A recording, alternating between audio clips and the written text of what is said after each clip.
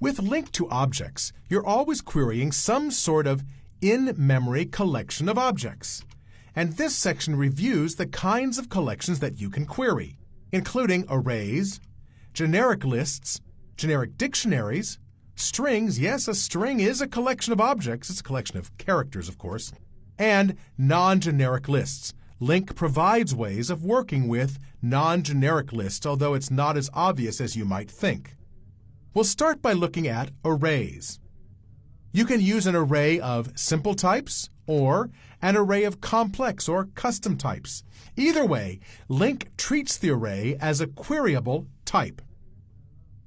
What if you have an array of different types of objects? Well, arrays in .NET can contain objects of different types if you declare it as an array of object, and you can put anything you like into the array. How would you retrieve items of a particular type in that case? What if your array contains different types? That is, what if you declare an array of objects like this? The string hello, the integer 12, the boolean true, a character a floating point value, a date, and another string. What if you wanted to display information about each item, perhaps the name and type of each item? You could write a query like this one. From item in array, so item will represent each item in turn, let type equal, well, let is a keyword we haven't seen. It creates a variable based on information in this particular item as we loop through all the items. Type will have the value of item.getType.name, that is, the name of the type of this item. We need that so we can both order by that type and also return the type in an anonymous type that contains the item itself and its type name. We'll run a query that does exactly this. The let keyword, as you saw in the previous slide, computes a value. It creates a variable that contains the value for use within the query pertaining to a single item within the query. In our sample, the variable type contains the value of the item.getType.name expression, and both the order by and the select clause use that expression. Whenever you need an expression more than once within your query, it's worth using the let keyword to create a variable that contains that expression's value. Now there's another keyword we'll be looking at. That's the ofType method. Our array contains elements of different types. What if you only want to work with elements of a particular type? The LINQ method ofType isn't exposed as a query keyword. It's only used as an extension method. So you'll always have to call a method which gets the type you want to work with. ofType is a generic method. You supply the type as a generic parameter. To use the ofType method, you might write code that looks like this. Given an array that you already saw with various types in it, you could say array.ofType and then a generic parameter, string, which indicates you only want to retrieve a collection of values that were of type string in the original array. You could do the same with array.ofType int. That would retrieve a collection of all the items in the original array that were of type int. You might use this on a form, for example. If you wanted to take some action on all the buttons on the form, you could say controls.ofType and then in angle brackets button. It would return a collection of all the buttons on the form. You could then iterate through those buttons and do something to each. It would be a lot easier than iterating through the entire collection of controls, determining which ones were buttons, and then taking action on those controls only. To demonstrate some of the concepts you've seen in the last few slides, let's run some examples. Let's start by simply querying an array. In this case, I'm going to get a list of all the files in the folder, as you probably have seen before. Here's my list of files in the C:\Windows folder. That's an array. And now to query the array is very simple. From File and Files, where a file length is less than 1,000, order by file.name, select new, give me an anonymous type, and we display the results. So there's nothing new in this query. We've done many examples querying an array, especially an array of files, in the past. And of course, we get displayed all the files in the folder we asked for. Okay. Well, how about arrays of different types of values? Here, we have our array of multiple different data types. What I'd like to do first is, as you saw on the slide, use the let keyword to generate the type name for each type within my array, and we'll order by that type, and then we'll select an anonymous type containing the item and the type, and we'll display those results. And you can see in the output we have the item itself, true, A, and so on, and then the type of that thing sorted alphabetically by type. That seems to work just fine. Now we can do the same thing, retrieving just the item names sorted. Now I wanted to show you here using this functional syntax as opposed to the standard query syntax, because generally you can use these interchangeably. Here I'm going to say query2 equals, starting with array, which is our array of items here, I'm going to select using this lambda expression. The lambda expression says for each item, give me the type converted to a string that is given the name. And then we'll order by the value. Well, the value is just the item type, so we'll order by that value. So when you want to order by an expression that is the entire item you're looping through, you just write a lambda expression like this, which seems somewhat redundant. So this one gives us this result. Here we have, in alphabetical order, a list of all the different types used within our array. Now you can do the same sort of thing using the ofType method, using our array as input. Array.ofType, given string as the generic parameter, should list for us only the items of type string, which should be hello and goodbye. Let's try the same thing with array of type int. Array.ofType int should return just the int values from the array, and we get the value 12. So you've seen there are a number of different ways you can work with LINQ to objects using an array, starting by using the standard query syntax. And you can also use this functional syntax instead. Now in this case, the queries aren't exactly the same, but you get the same idea.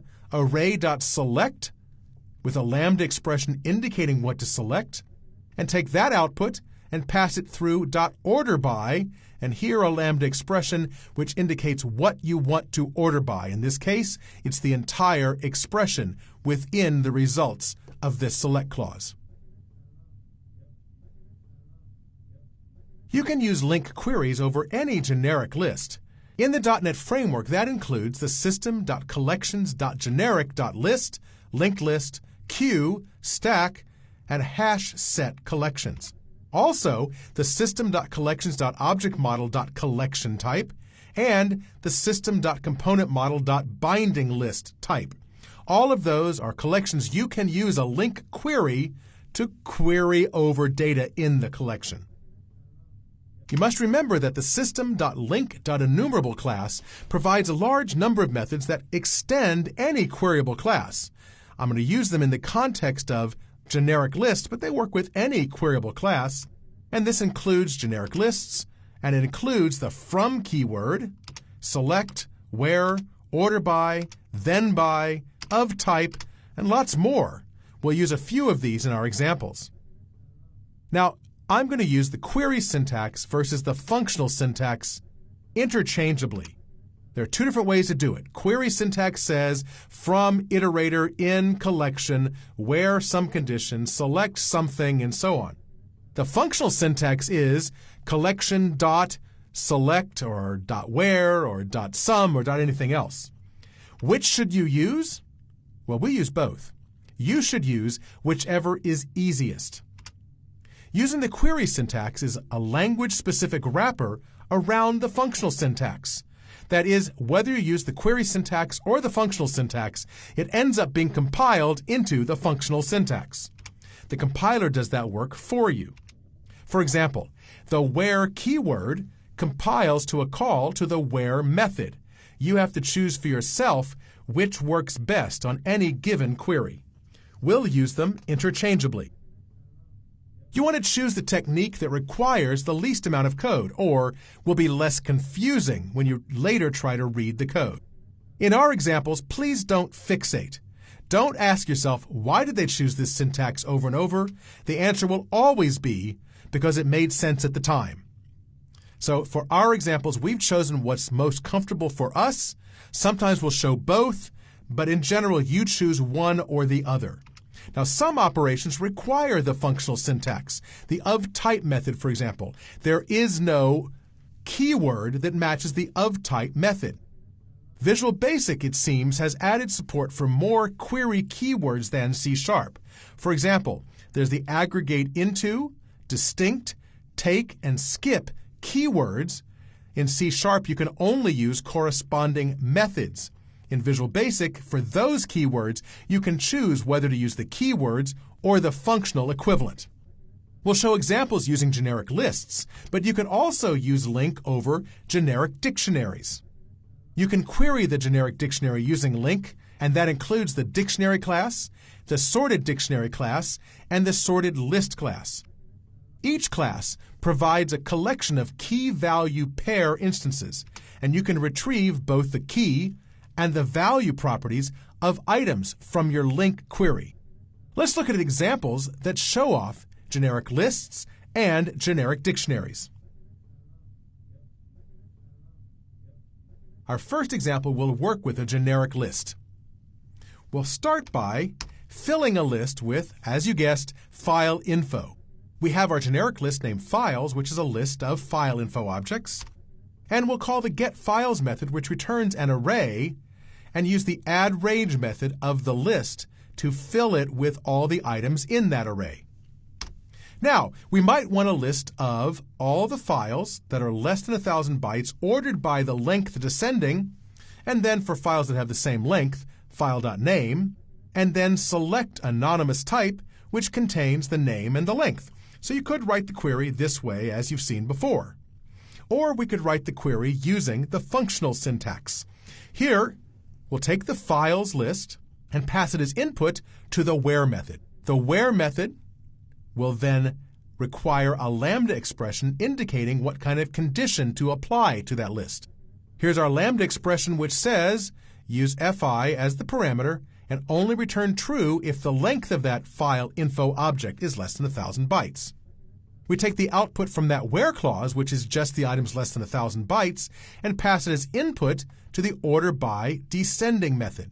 The order by descending method requires a lambda expression which defines the value on which we want to sort.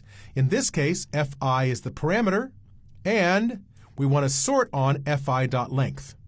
We take the output of that sort and pass it to the thenBy method. The thenBy method performs a secondary sort. In this case, the lambda expression says given this parameter, sort by fi.name. Now, the compiler knows that fi has to be a file info because that's all there is in this files collection. Finally, we call the select method, taking the output from this sort, and as input, we have a file info object, and we create an anonymous type containing the name and the length of that file info object. We display the results, and you see that we get just the results we want. So, although you have a choice of which way to do this query, this seems easier to me. This certainly works and gives you the same results as this. You should be comfortable converting from this syntax to this syntax and back again, so that you can completely understand the relation between the query syntax and the functional syntax. Let's try working with a generic dictionary. That's option D. And in this case, we'll again work with files, but this time we'll fill in a dictionary. I'll have a dictionary that has a string as its key value and a file info as the value itself. Remember, a dictionary is useful when you want to specify a key, in this case the name of a file, and given that key, find information about that key, that is, the value stored in the dictionary. It's an almost immediate lookup based on some unique value. And now, for each file in the array of files we get by calling getFiles, we'll take that file info object and add it to our dictionary, using the name of the file as the key and the file info object itself as the value. We'll do that for each file we find. There's a bunch of them. And now, given that dictionary all filled in, I want to create a query which will retrieve for me items less than 1,000 bytes. Well, how does the query work? From item in files dictionary, well, what type is item? It's a key value pair of string, file info, because everything in a dictionary is always a key value pair. Here, given that key value pair, we'll create a new variable named size, which contains item.value. Now, what is item.value? Item.value is the file info object. That's the value of the dictionary entry. It has a length property, so we'll store that into size. We only want files where the size is less than 1,000 bytes, so we'll limit that using a where clause, where size is less than 1,000, and we'll order by the size descending, in backwards order, and for files that have the same size, we'll use the item.key. What is item.key? The name of the file. Finally, we'll select an anonymous type which contains the key value and the size. Now, in this case, I haven't shown this before. C# can infer the name of the property within that anonymous type. Because we haven't specified something equals this or something equals that, they just use the names they find, key with a capital K and size with a lowercase s, as the names of the properties within the new anonymous type. If I run this, you'll see that we have key equals and the value, and size equals the size of the file. So now you've seen examples of querying a generic list and a generic dictionary. You'll need to determine for each query whether you want to use the functional syntax or the query syntax to get the results you need. Do people really think of string as a collection? Well, it's not the normal thinking, but it is a collection of characters. And you can use LINQ to query that collection. And you can retrieve information about the string. It's not normal behavior, but you may find it useful to find information out about a string. We'll look at an example of that in just a moment. What about LINQ with non-generic collections? We've only looked at things like list and dictionary, which are generic. But what about the ArrayList class? You remember the ArrayList class. It was this sad little collection class that let you put anything into it in the .NET Framework 1.0, and I'll bet there are a lot of people and a lot of code still using ArrayList. It requires a little extra effort, but it is possible. To make it possible to use LINQ over a non-generic collection like ArrayList, you need to use the generic cast method. The cast method, which is an extension method for ArrayList, allows you to supply the type of each element as a generic parameter. If all elements aren't of the same type, well, cast raises an exception. So you can only query over an ArrayList if everything in the ArrayList is the same type. In C# you can also explicitly list the type of the range variable. That's another way to get this same behavior. It's documented as working in Visual Basic, but I can't make it work. Maybe you can. So in specific, there are two ways to query over non-generic collections. One is to use the cast method, specifying as a generic parameter what type you want to cast to. And you should also be able to say from variable as a type in your ArrayList do your query. In C# that works. For me, in Visual Basic, it has not, even though the documentation says that it should. Let's look at examples using the string as a collection and using a LINQ query over a non-generic collection. To query a string, let's try option E, which takes us into this code, where I have a string that contains all of the uppercase letters from A through Z. Okay, that's called test string. Now, I might want to retrieve just a list of all the vowels in that string. A couple ways I could do it, but it certainly would be easier if there was an isVowel method on a character, and there's not. So in our project, I've added an extension method named isVowel. It extends the character class and returns true if this string contains the uppercase of the letter you're passing in. I didn't deal with Y as a vowel. You can add that if you like. It complicates things. But in this case, I'm just returning true if our character is within the string A, E, I, O, or U. It's an extension method on the character class. So here I can write a little query using the functional syntax that says return to me all the characters within this string where, and a where clause requires a lambda expression. It knows that ch must be a character because string is a collection of characters. And so ch.isVowel returns true for the ones I want. So when I'm done, vowels contains, well, it hasn't run it yet, so we can't check. When we run it, we'll see. And if we want to get the count, we can call the count method of that vowels collection. Count is another one of these extension methods which allows me to perform a calculation on a generic list, in this case, a generic list of characters in my string. Okay, so let's display that the string blah contains X number of vowels, and we'll see what they are. You can see the vowels are A, E, I, O, and U, and the string contains 5 vowels. So we used LINQ methods over a string, something you might not have thought was possible. There's lots of ways you could use LINQ over strings to get information about the string, so have fun treating a string as a collection that you can use LINQ to query over. Let's try querying an array list. That's option F. Now in this case, I'm just creating an array list so I can perform my demonstration. So I'll create the array list and add to it all the items I get by asking for all the files in my C:\/ folder.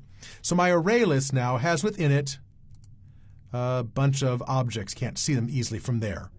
So we have our array list all filled in, and now I'd like to use a LINQ query over it. There's 2 ways to do it in C#.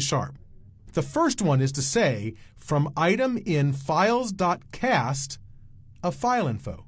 It converts everything in the array list. For all .NET knows they're all objects in the array list. We're going to treat them all as file info objects. I have a different query here. It says where item.attributes and the archive bit equals fileattributes.archive. It's testing to see if the archive bit is actually set.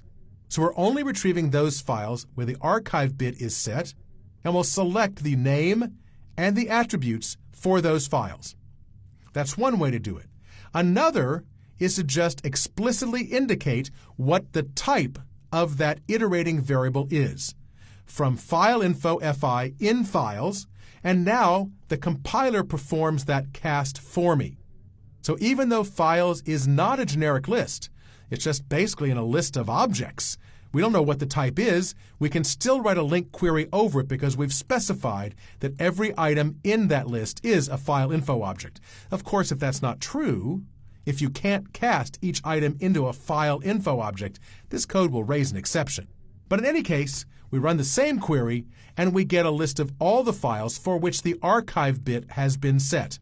And in this case, that's most of them. Some of them have more than 1 bit set in the attributes, but we're checking to see if at least the archive bit has been set. So you can see that you can use a LINQ query over a string or over an array list.